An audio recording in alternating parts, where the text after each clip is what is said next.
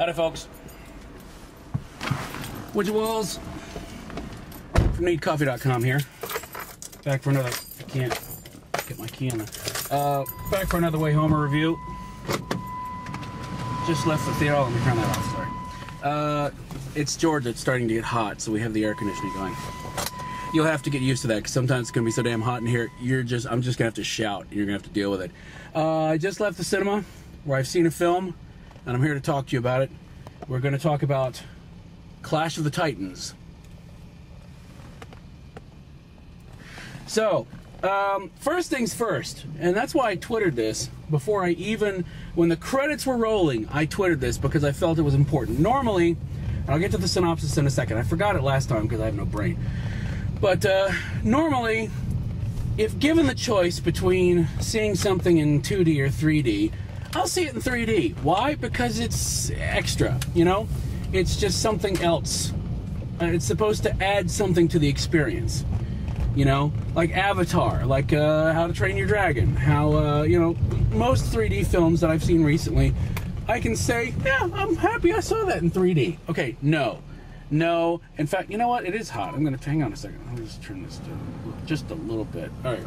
So at least there's some flowing. No, with this, save your money. I mean, at AMC, it's $4 a ticket for 3D, and frankly, it's not worth it. It didn't really add anything to it. I mean, you had kind of like the whole, I don't know, things happening in multiple dimensions thing, but the movie wasn't engaging. If it had been an engaging movie, I probably would have gone for it. Synopsis. The synopsis is, this is, of course, the remake of the film starring Harry Hamlin and his chest, and it's basically the gods need mankind to pray to them in order to get power.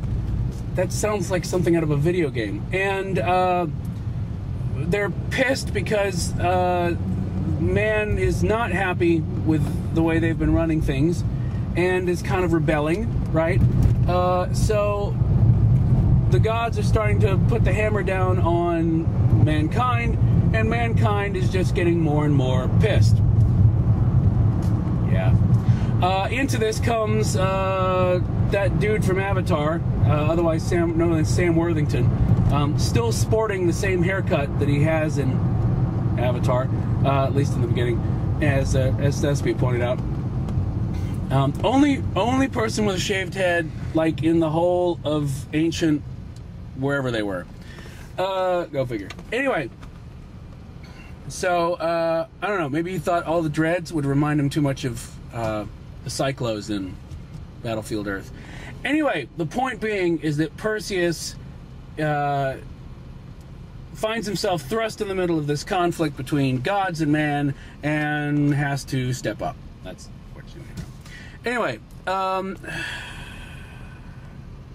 I knew going into it after seeing the trailer that it was going to be big and dumb and loud, and I'm fine with that. I'm totally fine with that.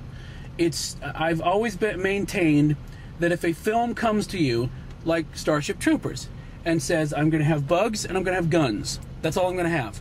And if you come here looking for plot, characters, sense, logic, physics, if you come here looking for anything else, it's your fault that I'm not delivering because I told you up front what I was going to get.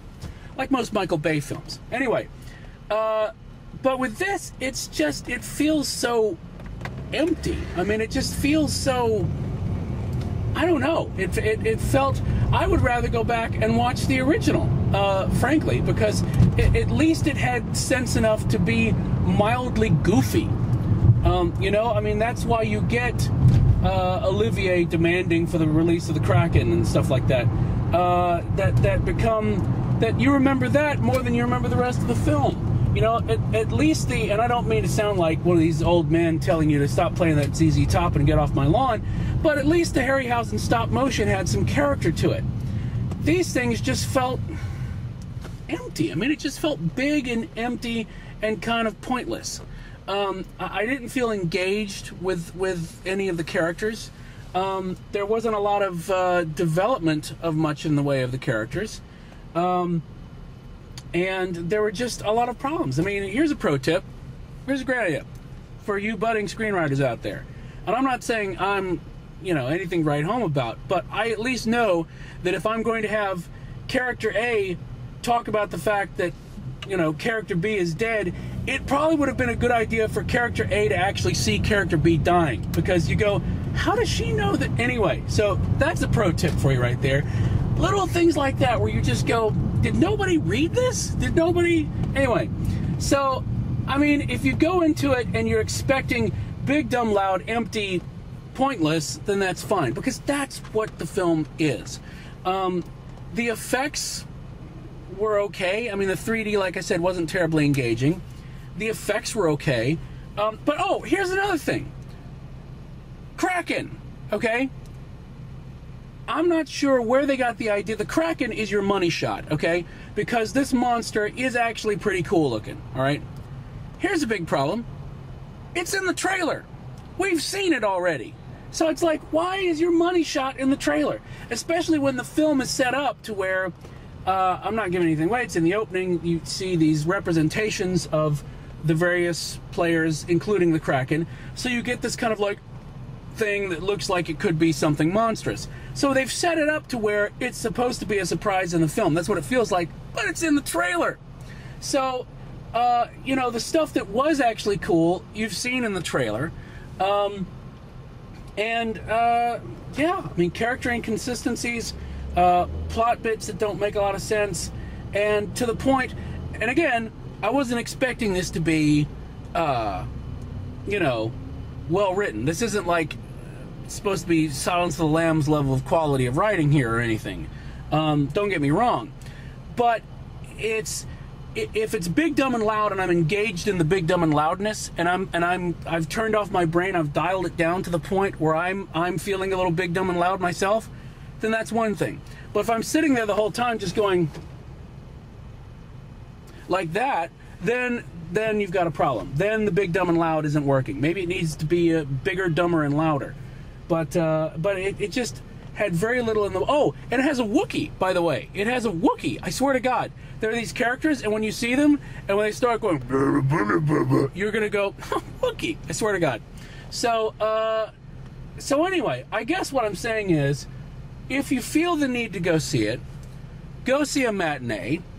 Spare yourself the 3D extra charge, and just, whatever you thought you were dialing yourself back to be able to enjoy it, dial it down a little further. That's probably safest. I'm thinking for this probably a cup or a cup and a half. I wasn't very excited, and I wouldn't really recommend it for you unless you're just absolutely dying to go see it. I will say again, as I've said before, that this is going to make a lot of money. Don't worry about it, because it's going to make a lot of money, and then Tarsem is going to come out soon with War of the Gods, and he's going to make everything better, because that's going to be amazing. So we have that to look forward to at least. So, well, it must be a Friday. We haven't moved that far. I can even see what's going on, and wave to you. So I think that's it. I think that's all I have to say about Clash of the Titans in 3D. Other than, see it in 2D if you have to, and otherwise, I don't know, stay home, read a book. Read a book on mythology. That would probably be better. Or see the original. The original at least had a goofy heart behind it, Anyway, so I'm Widget Walls. Thanks for watching. See more mayhem at neatcoffee.com, and keep those cards and letters coming, and we will have more of these for you soon. So, thanks. Bye. Clockwork Owl. Bye.